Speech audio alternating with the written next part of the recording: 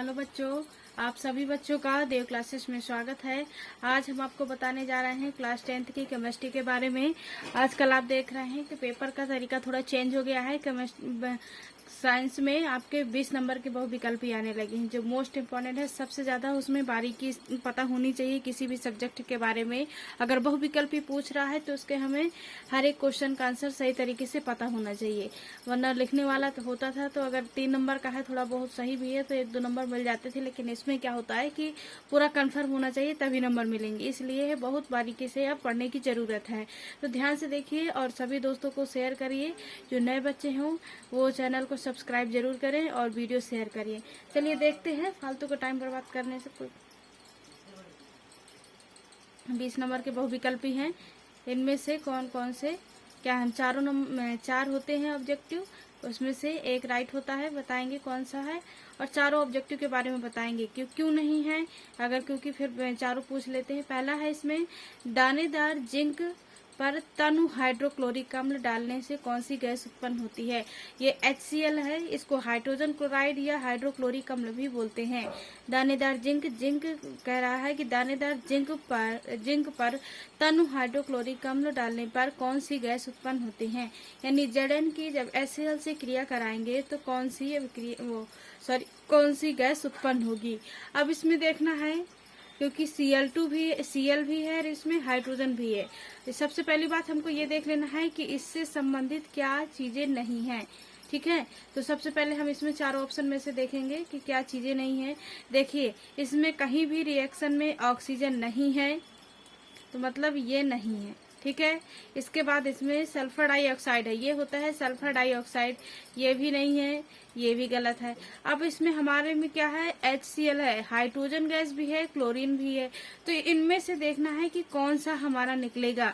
जब हम जिंक के साथ क्रिया कराएंगे हाइड्रोक्लोरिक अम्ल की तो ZnCl2 हमारा निकल जाएगा, तो जिंक क्लोराइड बन जाएगा। तो क्या कौन सी गैस बची, ये हाइड्रोजन गैस बनेगी। तो इसका राइट आंसर होगा H2।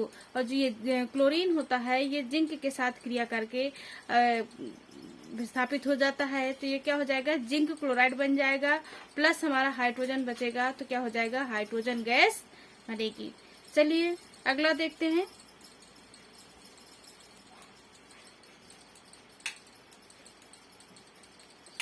अगला दूसरा नंबर है आपका।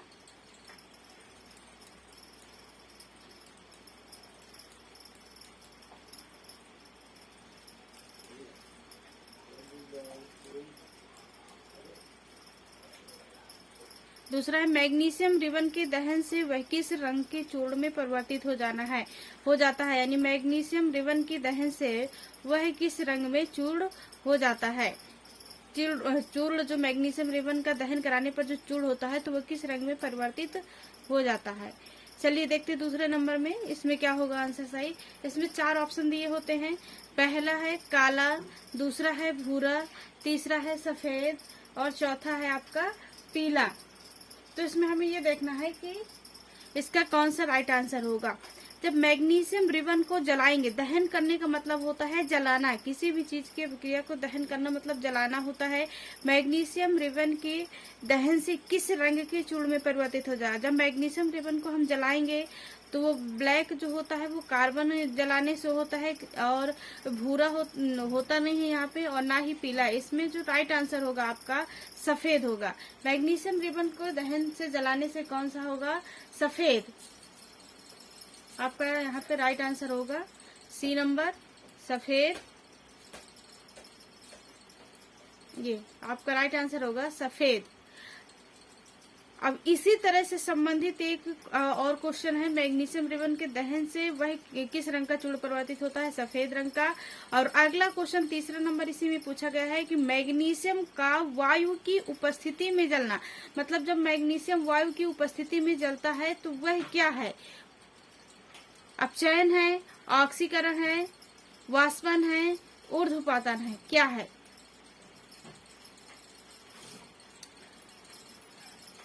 अब यहाँ पे सिंपल सी बात है, जब भी किसी भी रिएक्शन में पूछे मैग्नीशियम या कोई और भी धातु ले ले, मैग्नीशियम वायु की उपस्थिति में जलना क्या कहलाएगा? ऑक्सीकरण, अपचयन, वाष्पन, ऊर्ध्वपतन। तो वाष्पन का मतलब होता है जब किसी भी वस्तु को या पदार्थ को जलाते हैं तो वाष्प के रूप में मतलब परिवर्तित हो जाता है और ऊर्ध्वपतन क्रिया हो जाती है। दूसरा अपचयन और ऑक्सीकरण, यहाँ पे हमें ऑक्सीकरण और अपचयन देखना है। जब वायु की उपस्थिति में जलता है तो ऑक्सीकरण क्रिया होती है, जब हाइड्रोजन के साथ होता है तब अपचयन होता है। यहाँ पे किसके साथ कह रहा है, किसकी उपस्थिति? वायु की उपस्थिति हो कह रहा है, तो यहाँ पे ऑक्सीकरण होगा। अगर हाइड्रोजन की उपस्थिति यहाँ होता तो क्या हो जाता? अपचयन। तो यहाँ पे वायु की उपस्थिति दिए है तो क्या हो जाएगा? ऑक्सीकरण। तो इसका राइट आंसर होगा ए नंबर। पहले देखते हैं, तीसरे नंबर का राइट आंसर होगा ये ए नंबर। अगला है रासायनिक अभिक्रिया में भाग लेने वाले पदार्थों को क्या कहते हैं? ये बहुत मोस्ट इम्पोर्टेंट प्रश्न है, कई बार पूछा जाता है ये कि अभिकारक और उत्पाद क्या है, और यही प्रश्न घुमा देता है कि भाग लेने वाले पदार्थ को क्या कहते हैं? रासायनिक अभिक्रिया में भाग लेने वाले पदार्थ। जब भी हम कोई रिएक्शन या रासायनिक अभिक्रिया कराते हैं तो बीच में ये वाला निशान लगा होता है, तीर का निशान लगा होता है, जैसे कि ये आपकी अभिक्रिया नीचे दी हुई है 7वें नंबर में। तो रासायनिक अभिक्रिया में भाग क्या क्या ले रहे हैं, मतलब जब हम रिएक्शन कराते हैं तो कोई भी चीज, कौन कौन से पदार्थ पहले लिखते हैं हम, जैसे जिंक प्लस सल्फ्यूरिक अम्ल यहाँ पे लिखा हुआ है, तो जिंक प्लस सल्फ्यूरिक अम्ल हमारे ये क्या है? रासायनिक अभिक्रिया में भाग ले रहे हैं। और जो ये आगे बने हैं ये उनके फलस्वरूप, मतलब पहले ये व्यवस्थित होकर के यहाँ पे पुनर्व्यवस्थित हुए हैं, दोबारा से इनको बनाया गया है। और जो ये हम आपके यहाँ जिंक और सल्फ्यूरिक अम्ल दिए हुए हैं ये आपके क्या है? रासायनिक अभिक्रिया में भाग लेने वाले पदार्थ। तो जो रासायनिक अभिक्रिया में भाग लेने वाले पदार्थ होते हैं हम उनको बोलते हैं अभिकारक। क्या बोलते हैं? अभिकारक। और जो ये इस साइड होते हैं तीर के निशान के आगे, जो इस तरह बोल सकते हैं कि रासायनिक अभिक्रिया के फलस्वरूप बने नए पदार्थों को क्या कहते हैं? हम उत्पाद कहते हैं। मतलब निर्माण हुआ प्रोडक्ट जो बना उसको हम प्रोडक्ट या उत्पाद बोलते हैं। और जो पहले भाग लेते हैं उनको क्या कहते हैं? अभिकारक। तो यहाँ क्या कह रहा है? रासायनिक अभिक्रिया में भाग लेने वाले पदार्थ, तो मतलब क्या कहलाएंगे? दूसरा नंबर होगा बी नंबर, अभिकारक। और जो इस साइड आगे बने होते हैं ये बोला होता है यहाँ पे कि रासायनिक अभिक्रिया के फलस्वरूप बने नए पदार्थों को क्या कहते हैं? तो क्या होता? उत्पाद। यहाँ पे भाग लेने वाला कह रहा तो ये हो जाएगा अभिकारक। चलिए अगला नंबर देखते हैं, चौथे नंबर में क्या पूछा हुआ है, 5वें नंबर में उत्क्रमणीय अभिक्रिया को किस चिन्ह से व्यक्त करते हैं? बहुत अच्छा प्रश्न है। उत्क्रमणीय अभिक्रिया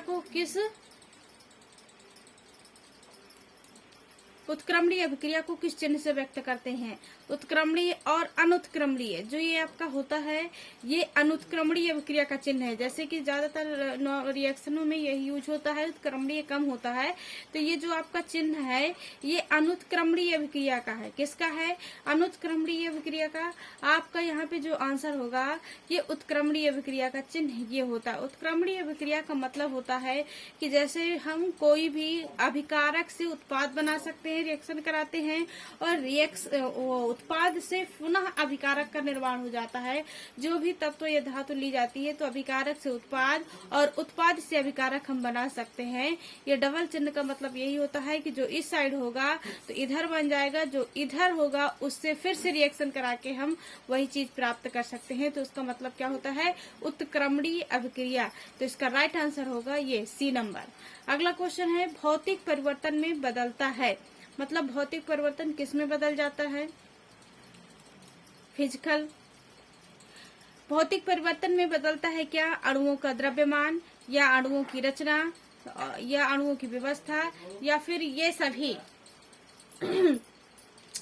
6वें नंबर में पूछ रहा है भौतिक परिवर्तन में क्या बदलता है। आपके इसमें है कि भौतिक परिवर्तन और रासायनिक परिवर्तन।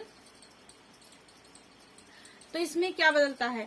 और भौतिक परिवर्तन में क्या हो जाता है, अणुओं की व्यवस्था बदल जाती है। जैसे हम किसी भी तरल वस्तु को, यानी जैसे कि पानी को ले लेते हैं, पानी अगर आप फ्रीजर में रख देंगे तो बर्फ जम जाएगा, तो अणुओं की व्यवस्था क्या हो जाएगी, इकट्ठा हो जाएगी वही पानी के अणु।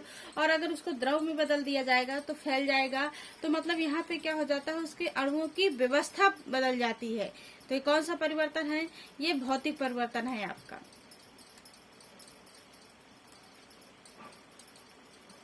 तो यहाँ पे राइट आंसर होगा आपका सी नंबर, बहुत ये अणुओं की व्यवस्था करना, ये राइट आंसर आपका होगा सी नंबर। चलिए अगला क्वेश्चन देखते हैं, 7वां नंबर है, जिंक प्लस सल्फ्यूरिक अम्ल की रिएक्शन कराएंगे तो बनेगा zinc sulphate plus hydrogen gas बन रही है। ये किस अभिक्रिया का उदाहरण है, इसमें से अभिक्रिया दी हुई है, ये देखना है कि ये किस अभिक्रिया का उदाहरण है। योगात्मक अभिक्रिया, अपघटन अभिक्रिया, प्रतिस्थापन अभिक्रिया, द्विविस्थापन अभिक्रिया। अब योगात्मक अभिक्रिया, अपघटन अभिक्रिया, प्रतिस्थापन अभिक्रिया और द्विविस्थापन अभिक्रिया। तो यहाँ पे देखना है कि ये पूछ रहा है कि जिंक प्लस सल्फ्यूरिक अम्ल किसका उदाहरण है। तो यहाँ पे योगात्मक अभिक्रिया का है नहीं, क्योंकि जिंक जो है तो सल्फ्यूरिक अम्ल के साथ विस्थापित हो जाता है। प्रतिस्थापन को विस्थापन अभिक्रिया भी बोलते हैं, प्रतिस्थापन को क्या बोलते हैं, विस्थापन अभिक्रिया भी बोलते हैं। तो यहाँ पे क्या हो रहा है, जिंक प्लस सल्फ्यूरिक अम्ल, तो जिंक क्या होता है, सल्फ्यूरिक अम्ल के साथ विस्थापित हो जाता है। जैसे कि आप देख रहे हैं यहाँ पे जिंक पहले क्या है, अकेले है, फिर इस सल्फ्यूरिक अम्ल के साथ क्या हो जाता है, विस्थापित हो जाता है। तो यहाँ पे जिंक सल्फेट बन जाएगा प्लस हाइड्रोजन गैस अलग हो जाएगा। तो यहाँ पे क्या हो जाएगा, ये प्रतिस्थापन अभिक्रिया या इसी को विस्थापन अभिक्रिया भी बोलते हैं। तो इसका राइट आंसर होगा बी नंबर। क्या होगा 7वें का, बी नंबर। द्विविस्थापन अभिक्रिया में क्या होती है, डबल रिएक्शन, मतलब दो पुनः परमाणु एक दूसरे से व्यवस्थित होकर के नए परमाणुओं का निर्माण कर देते हैं, वह द्विविस्थापन अभिक्रिया होती है। अपघटन अभिक्रिया का मतलब होता है एक से अधिक खंडों में टूट जाना, तो अपघटन अभिक्रिया हो जाएगा, ठीक है। और योगात्मक अभिक्रिया ही अपघटन को वियोजन अभिक्रिया भी बोलते हैं। कौन सी अभिक्रिया, वियोजन अभिक्रिया। अगला है, निम्न में से ऊष्माशोषी अभिक्रिया क्या है। ऊष्माशोषी अभिक्रिया ऊष्माशोषी और क्षेपी दो होती है। तो यहाँ पे पूछ रहा है निम्न में से ऊष्माशोषी अभिक्रिया है, इनमें से जो ये दिए हुए हैं, तो इनमें से किसमें ऊष्मा का शोषण होता है। क्षेपी का मतलब जिसमें ऊष्मा उत्सर्जित होती है, और शोषी का मतलब किसमें ऊष्मा का शोषण होता है। जिसमें ऊष्मा का शोषण होता है वह ऊष्मा शोषी अभिक्रिया होती है, यानी माइनस में किलो कैलोरी ऊर्जा मुक्त होती है। तो यहाँ पे कौन सा नंबर है हमारा, 8वें नंबर में राइट आंसर क्या होगा, पहला है हाइड्रोजन प्लस क्लोराइड, तो हाइड्रोक्लोरिक अम्ल बनेगा। दूसरा है हाइड्रोजन प्लस आयोडाइड, तो हाइड्रोजन आयोडाइड बनेगा। तीसरा carbon plus oxygen, carbon dioxide, sulphur plus, ये तो दोनों गैसें हैं, कार्बन डाइऑक्साइड और सल्फर डाइऑक्साइड। इसके साथ क्या होता है कि किसी भी प्रकार की ऊर्जा मुक्त नहीं होती है। और आपका ये हाइड्रोक्लोरिक अम्ल है, इसमें भी किसी भी प्रकार की ऊर्जा मुक्त नहीं होती है, यानी ऊर्जा मुक्त होती है, तो ये क्या है, ऊष्मा क्षेपी अभिक्रिया, ऊष्मा शोषी पूछ रहा है। तो यहाँ पे हाइड्रोजन प्लस आयोडाइड की जब अभिक्रिया कराएंगे तो इसमें माइनस में निकलेगी, ऊष्मा का क्या होता है, शोषण होता है। तो यहाँ पे राइट आंसर होगा आपका बी नंबर। क्या होगा, बी नंबर। 8वें का आपका राइट आंसर होगा बी नंबर। अगला 9वां नंबर है, देखेंगे 9वां में क्या है, रासायनिक अभिक्रिया की फलस्वरूप बनने वाले पदार्थ। अभी हमने सेम टू सेम यही दोनों प्रश्न, जब अभिकारक और उत्पाद पूछ रहा था तो सेम हमने यही परिभाषा समझाई थी कि रासायनिक अभिक्रिया की फलस्वरूप, रासायनिक अभिक्रिया के बनने वाला पदार्थ, साथ में क्या होता है, अभिकारक, जो रासायनिक अभिक्रिया में भाग लेने वाले, ये रासायनिक अभिक्रिया में भाग लेने वाले पदार्थ क्या कहलाएंगे, ये जो होते हैं ये आपके अभिकारक कहलाते हैं। क्या कहलाएंगे, जो इस साइड का ये होता है, तीर के निशान के पहले लिखे जाते हैं, ये अभिकारक कहलाते हैं। तो इस प्रकार से रासायनिक अभिक्रिया में भाग लेने वाले पदार्थ अभिकारक कहलाते हैं, और रासायनिक अभिक्रिया के फलस्वरूप बनने वाले पदार्थ को क्या कहेंगे। यहाँ पे समझ में आ गया होगा बच्चों को, समझ में आ गया होगा, क्योंकि अभिकारक और उत्पाद हमने दो बार बताया। अभी पहले प्रश्न जो पूछा हुआ था वहां पे भी यही बताया था कि अभिकारक और उत्पाद क्या है। तो रासायनिक अभिक्रिया के फलस्वरूप बनने वाला पदार्थ होता है उत्पाद, और रासायनिक अभिक्रिया में भाग लेने वाला पदार्थ होता है अभिकारक। तो इसमें कंफ्यूज ना हो। तो यहाँ पे देखेंगे इसका राइट आंसर होगा ए नंबर, उत्पाद। ठीक है, अगला क्वेश्चन है CuSO4 यानी इसी को बोलते हैं copper sulphate. Copper sulphate, copper sulphate के विलयन में जिंक धातु का टुकड़ा डालने पर विलयन रंगहीन हो जाता है। पहले रंगीन होता है, जब कॉपर सल्फेट के विलयन में जिंक धातु का टुकड़ा डाल देते हैं तो विलयन क्या हो जाता है, रंगहीन हो जाता है। यह अभिक्रिया कौन सी है, मतलब ये वियोजन अभिक्रिया है या विस्थापन अभिक्रिया है, अपघटन अभिक्रिया है, योगात्मक अभिक्रिया है, इनमें से कौन सी अभिक्रिया है ये। अब जो हम जिंक का टुकड़ा डालते हैं तो वो रंगहीन हो जाता है, इसका मतलब यहाँ पे क्या होगा, विस्थापन। मतलब कि जब यहाँ पे जिंक सल्फेट अभी हमने यहाँ पे कराया जैसे बताया था, तो यहाँ पे क्या हो जाएगा, विस्थापन हो जाएगा। किसी भी जैसे हमने यहाँ पे कॉपर सल्फेट के विलयन में जिंक धातु का टुकड़ा डाल दिया तो क्या हो गया, कॉपर जिंक सल्फेट हो गया और कॉपर अलग हो जाएगा, तो यहाँ पे विस्थापित हो जाएगा। क्या हो जाएगा, विस्थापित हो जाएगा, इसलिए विलयन क्या हो जाएगा, रंगहीन हो जाएगा, क्योंकि कॉपर सल्फेट जिंक में विस्थापित हो जाएगा, जिसके कारण विलयन का रंग कैसा हो जाएगा, रंगहीन हो जाएगा। इसका राइट आंसर होगा आपका ए नंबर, विस्थापन। कौन सी अभिक्रिया है ये, ए नंबर, विस्थापन। अगला क्वेश्चन है 11 नंबर का, देखेंगे। द्रव्यमान संरक्षण के अनुसार, द्रव्यमान संरक्षण के अनुसार रासायनिक अभिक्रिया में किसका ना तो निर्माण होता है और ना ही विनाश होता है। द्रव्यमान संरक्षण का नियम है कि द्रव्यमान संरक्षण के अनुसार रासायनिक अभिक्रिया में किसका ना तो निर्माण होता है और ना ही विनाश होता है। यहाँ पे पूछा गया, पहला है पदार्थ, वस्तु, द्रव्यमान, इनमें से कोई नहीं। तो राइट आंसर देखेंगे क्या होगा यहाँ पे, क्योंकि द्रव्यमान का नियम है तो जाहिर सी बात है यहाँ पे द्रव्यमान ही होगा, न वस्तु होगी न पदार्थ होगा। रासायनिक अभिक्रिया में द्रव्यमान का ना तो निर्माण होता है और ना ही विनाश होता है। ये कौन सा नियम है, द्रव्यमान संरक्षण का नियम भी कहलाते हैं। इसमें क्या होता है, न इसमें द्रव्यमान का निर्माण होता है और ना ही द्रव्यमान का विनाश होता है। इसका राइट आंसर होगा सी नंबर, वस्तु और पदार्थ, रॉन्ग नंबर। अब देखेंगे अगला क्वेश्चन 12 नंबर में पूछा गया है, रासायनिक समीकरण में तीर के दोनों ओर जब तत्वों के परमाणु की संख्या बराबर हो तो उसे क्या कहते हैं। रासायनिक समीकरण में तीर के दोनों ओर जब तत्वों की संख्या बराबर हो तो उसे क्या कहते हैं। कंकाली समीकरण, असंतुलित समीकरण, पूरा समीकरण या संतुलित समीकरण। ठीक है, रासायनिक समीकरण में तीर के दोनों ओर जब तत्वों के परमाणुओं की संख्या हो, असंतुलित का मतलब होगा जब वहां पे परमाणुओं की संख्या कम या ज्यादा हो जाए तो वो असंतुलित हो जाएगा। या पूरा समीकरण मतलब जब दोनों तरफ के जो तत्व लिखे हुए हैं वो बराबर हो तो वो पूरा समीकरण कहलाएगा।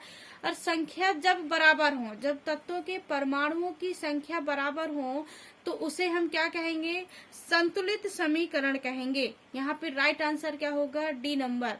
कौन सा समीकरण होगा, संतुलित समीकरण।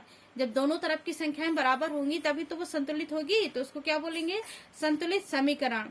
अगला 13वां नंबर है, इसमें जब दो या दो से अधिक पदार्थ संयोग करके एकल उत्पाद बनाते हैं तो उसे क्या कहते हैं। वह कौन सी अभिक्रिया, मतलब दो या दो से मिल करके पदार्थ एक उत्पाद का निर्माण बनाते हैं, वह कौन सी अभिक्रिया है।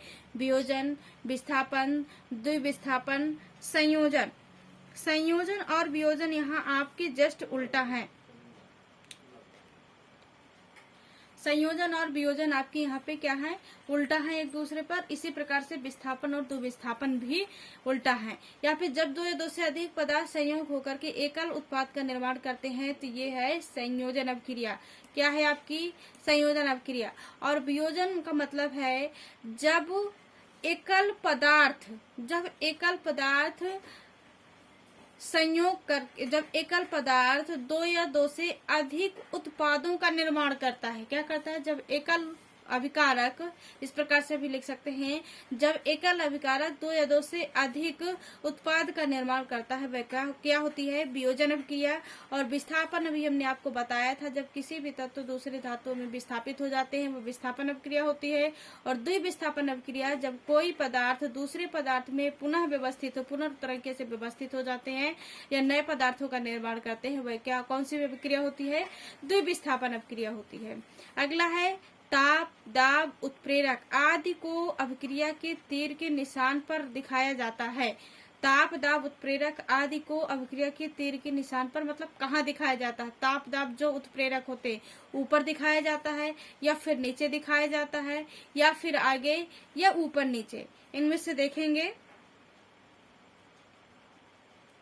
जो ताप, दाब, उत्प्रेरक होते हैं या ऊपर अगर काफी ताप, दाब भी दिए होता है, उत्प्रेरक भी दिए होता है, तीनों चीजें दी गई हो तो ऊपर या नीचे भी दिखा सकते। आगे नहीं होता क्योंकि आगे आपकी रिएक्शन होगी। और यहाँ पे अगर उत्प्रेरक बस होता तो आपका ऊपर हो जाता। और ताप, दाब भी दिए हुए हैं साथ में, ताप बस होता तो ऊपर हो जाता। और ताप, दाब, उत्प्रेरक तीनों चीजें दी हुई हैं, बाकी जो भी हो जाता है तो ऊपर बस नहीं आ पाता, तो इसलिए ऊपर या नीचे दोनों जगह लिख सकते हैं। तो इसका राइट आंसर क्या होगा? ऊपर या नीचे, डी नंबर सही होगा। अगला क्वेश्चन है इसमें 15 नंबर का, मेथेन प्लस ऑक्सीजन। जब मेथेन को ऑक्सीजन के साथ क्रिया कराएंगे तो कौन सी अभिक्रिया है, कौन सी मत बनेगी? ऊष्माक्षेपी है, ऊष्माशोषी है, ऊष्मा चालक है या ऊष्मा सहारक है?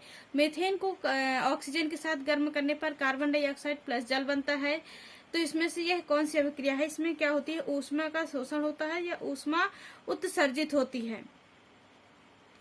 तो यह है जब मेथेन गैस को जलाएंगे ऑक्सीजन के साथ तो इसमें ऊष्मा उत्सर्जित होगी, तो यह अभिक्रिया क्या है? ऊष्माक्षेपी अभिक्रिया है। क्या होगी? इसमें ऊष्मा के रूप में ऊष्मा निकलती है, ऊष्मा उत्सर्जित होती है।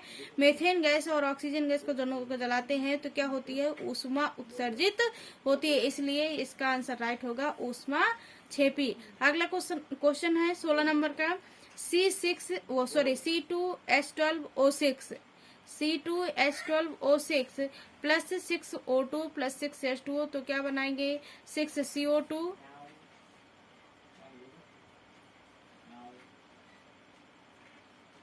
प्लस 12H2O, फिर ऊर्जा। इस रासायनिक अभिक्रिया का विशेष नाम क्या है? यह भी अभिक्रिया कौन सी है? विस्थापन है, वियोजन है, श्वसन अभिक्रिया है या द्विविस्थापन अभिक्रिया है? इसका राइट आंसर क्या होगा? यह विस्थापन नहीं है। अभी हमने आपको तीनों चीजें बताई थी, विस्थापन, वियोजन, श्वसन व द्विविस्थापन तीनों, तो उनमें से ये कोई अभिक्रिया आपकी नहीं लग रही है। श्वसन, एनर्जी आ गई है यहाँ पे, तो क्या कौन सी रासायनिक अभिक्रिया होगी? ये कार्बन डाइऑक्साइड भी है और ऑक्सीजन भी है, तो हमें ये किस चीज में जरूरत पड़ती है? श्वसन में, तो ये कौन सी अभिक्रिया होगी? श्वसन अभिक्रिया। तो इसका राइट आंसर होगा सी नंबर। अगला क्वेश्चन है, कैल्शियम कार्बोनेट का कैल्शियम ऑक्साइड तथा कैल्शियम कार्बोनेट का कैल्शियम ऑक्साइड तथा कार्बन डाइऑक्साइड में बदल जाना कैसी अभिक्रिया है? देखिए अभी इसी को हमने समझाया था, संयोजन और वियोजन का उल्टा है। संयोजन में क्या है? जब दो या दो से अधिक पदार्थ संयोग करके एकल उत्पाद बनाते हैं तो संयोजन अभिक्रिया है। और यहाँ पे क्या कह रहा है? कैल्शियम कार्बोनेट का कैल्शियम ऑक्साइड तथा कार्बन डाइऑक्साइड में बदल जाना। कैल्शियम कार्बोनेट का सूत्र होता है CaCO3। CaCO3 को हम किस में बदल देंगे? CaCO3 त्रिक का निशान लगाएंगे तो CaCO3 एक अभिकारक हो गया, फिर आगे क्या बने? दो उत्पाद बने। तो एक अभिकारक से दो उत्पाद का निर्माण करने की अभिक्रिया कौन सी है? वियोजन अभिक्रिया। तो इसका राइट आंसर क्या होगा? B number.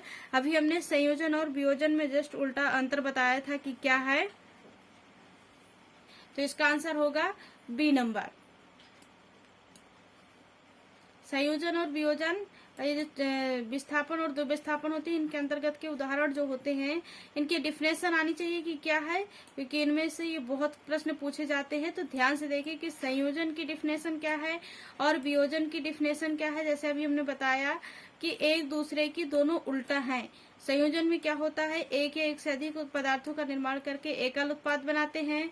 और वियोजन का मतलब होता है कि एक अभिकारक से दो या दो से अधिक उत्पाद का निर्माण करते हैं। अगला है अब हमारा 17 नंबर तक हो गया 18। Fe+CuSO4, तो आगे बनेगा ferric iron sulphate plus copper अलग हो जाएगा। यह क्रिया क्या है? अभी हमने इसको इसी प्रकार की कई चीजें समझाई हैं कि यह क्रिया क्या है, तो लगभग हमें लग रहा है कि बच्चों को समझ में आ गया होगा, तो गेस कर रहे होंगे कि ये कौन सी अभिक्रिया है। क्योंकि यहाँ पे एक धातु हो और यहाँ पे पदार्थ हो कोई, तो एक से दूसरे में विस्थापित हो जाता है, तो वह कौन सी अभिक्रिया हो जाती है? विस्थापन अभिक्रिया हो जाती है। जैसे कि अभी ऊपर भी मिली थी, Fe किस में विस्थापित हो गया? कॉपर सल्फेट में विस्थापित हो गया, क्योंकि यहाँ पे अकेले है और यहाँ पे दूसरे के साथ जुड़ जाता है और कॉपर अलग हो जाता है, तो यह क्रिया क्या हो जाती है? विस्थापन अभिक्रिया। अभी हमने इन चारों के बारे में आपको ऊपर बताया भी था कि विस्थापन और द्विविस्थापन, संयोजन और वियोजन क्या है, तो ये चाहे से कि समझ में आ गया होगा। ये राइट आंसर होगा सी नंबर, विस्थापन अभिक्रिया। दूसरा है 2H2+O2, यह इस क्रिया को क्या कहते हैं? ये कौन सी अभिक्रिया है? संयोजन, वियोजन, विस्थापन, इनमें से कोई नहीं। आशा कर रहे हैं कि बच्चों को समझ में आ गई होंगी ये बहुत अच्छी तरीके से चीजें। यहाँ पे कितने अभिकारक है? 2 या 2 से अधिक, लेकिन उत्पाद कितना बन रहा है? 1 बन रहा है, तो ये कौन सी होगी? विस्थापन तो है नहीं, किसी के साथ तो विस्थापित नहीं हुई है, इसलिए हमारा सी गलत है, इनमें से कोई यही नहीं है। अब देखेंगे कि संयोजन और वियोजन में इनमें से 2 उत्पाद में से एक 2 अभिकारक में से एक उत्पाद का निर्माण होता है, तो वह कौन सी अभिक्रिया होती है? संयोजन होती है या कि वियोजन होती है? इसका राइट आंसर होगा वियोजन अभिक्रिया।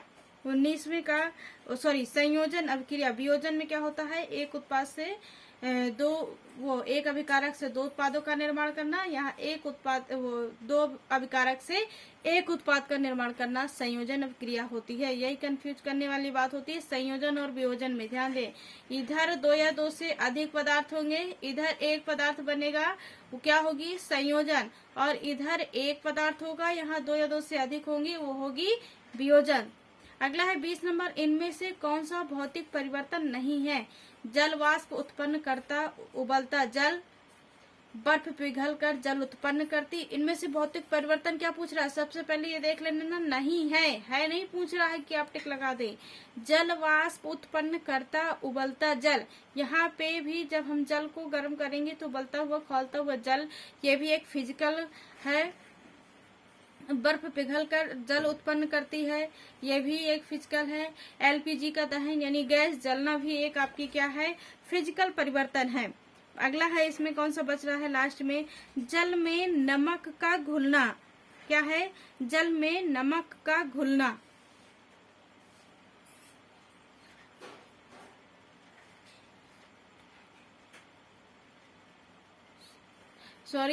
यहाँ पे क्या कह रहा है? जल वाष्प में उत्पन्न करता उबलता जल, बर्फ पिघलकर जल उत्पन्न करती है और जल में नमक का घुलना। ये क्या सारी चीजें हैं? अगर जल वाष्प हम एलपीजी का दहन, ये जो एलपीजी जहाँ दहन क्रिया आ गई, ये केमिकल रिएक्शन आ गया। यहाँ पे क्या हुआ? दहन करना यानी जलाना, क्या हो गया? ये आपका केमिकल परिवर्तन हो गया। और यहाँ पे जल में नमक का घुलना, ये हम किसी भी प्रकार से केमिकल परिवर्तन नहीं है, ना कि जल में नमक घोलेंगे तो कुछ उत्पन्न होगा। तो इसलिए जल में नमक का घुलना और ये जल में उत्पन्न करना, बर्फ में पिघलकर जल उत्पन्न करना, ये क्या है? सारे भौतिक परिवर्तन है। लेकिन एलपीजी का जो दहन है ये आपका क्या है? रासायनिक परिवर्तन है। तो इसमें नहीं है पूछ रहा है, तो आपका डी नंबर सही होगा। अगला क्वेश्चन है यहाँ पे 4NH3 + 5O2, तो बनेगा 4NO + 6H2 अभिक्रिया उदाहरण। ये भी किसका है? देखो पूछ रहा है विस्थापन अभिक्रिया, संयोजन अभिक्रिया, रिडॉक्स अभिक्रिया या उदासीनी अभिक्रिया। फिर इनमें से दिए है कि कौन कौन से सही है? पहला चौथा, दूसरा तीसरा, पहला तीसरा, तीसरा चौथा, इनमें से कौन सा सही है? इसका सी नंबर सही होगा। 21 का सी नंबर, पहला और तीसरा, यानी विस्थापन अभिक्रिया है कि एक दूसरे में विस्थापित हो जाते हैं। और तीसरा है रेडॉक्स अभिक्रिया, यानी ऑक्सीकरण भी होता है और अपचयन भी होता है, तो रेडॉक्स अभिक्रिया भी बोलते हैं। ऑक्सीकरण और अपचयन दोनों अभिक्रिया को मिलाकर के जो बनता है उसको बोलते हैं रेडॉक्स अभिक्रिया। तो इसमें से पहला और तीसरा दोनों सही है। अगला है रेडॉक्स अभिक्रिया में होता है उपचयन अपचयन, उपचयन अपचयन कोई भी नहीं। तो इसमें इसका राइट अभी ऊपर हमने बताया उपचयन अपचयन उसी को बोल रहे थे, सॉरी ऑक्सीकरण अपचयन कर रहे थे। उपचयन और अपचयन रेडॉक्स अभिक्रिया में क्या होता है, उपचयन होता है और अपचयन होता है। इसका राइट आंसर होगा सी नंबर, क्योंकि इसमें दोनों चीजें होती हैं। अगला 23 नंबर का है, जल का विद्युत अपघटन करने पर H2 तथा O2 गैस के मोलों का अनुपात होता है। जल में जब विद्युत अपघटन करते हैं तो हाइड्रोजन और ऑक्सीजन की गैस मतलब दोनों गैसों के मोलों की संख्याओं का क्या अनुपात होगा।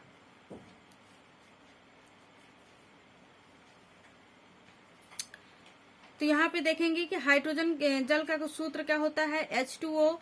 तो हमारे हाइड्रोजन का कितनी संख्या है 2 और ऑक्सीजन की संख्या कितनी है 1, तो इनका अनुपात क्या होगा 2:1। सॉरी, इसका तीसरा नंबर सही होगा, सी नंबर।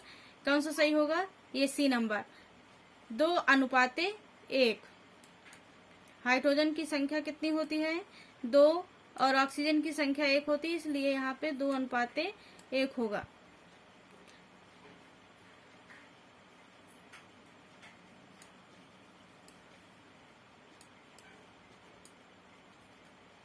अगला क्वेश्चन है 23 नंबर में, जल का विद्युत अपघटन करने पर H2 तथा O2 गैसों की, सॉरी ये हो गया 23 नंबर। अगला है 24 नंबर, निम्न में से कौन सा कथन सही नहीं है। निम्न में से कौन सा कथन सही नहीं है, यानी कि सभी धातुएं संचारित होती हैं। जंग का सूत्र सही नहीं है कह रहा है, सभी धातुएं संचारित होती हैं।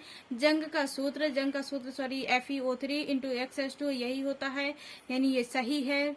और कह रहा है लोहे पर जंग लगना रेडॉक्स अभिक्रिया है। और डी नंबर कह रहा है लोहे के संक्षारण को जंग कहते हैं, ये भी सही है। लोहे के संक्षारण को हम क्या कहते हैं, जंग कहते हैं। तो यहाँ पे क्या पूछ रहा है, कौन सा कथन सही नहीं है, 24 नंबर में पूछ रहा है। तो लोहे पर जंग लगना भी एक रेडॉक्स अभिक्रिया, ये भी सही है। जंग का सूत्र भी आपका सही है। लोहे के संक्षारण को जंग कहते हैं, ये भी आपका सही है। यानी सभी धातुएं संक्षारित होती हैं। ये सभी धातुएं क्या है, संक्षारित नहीं होती हैं। कुछ धातुएं क्या होती हैं, संक्षारित नहीं होती हैं। इसीलिए इसका राइट आंसर होगा ए नंबर। क्या होगा, ए नंबर। अगला क्वेश्चन है 25 नंबर का, संक्षारण के विषय में निम्न में से कौन सा कथन असत्य है।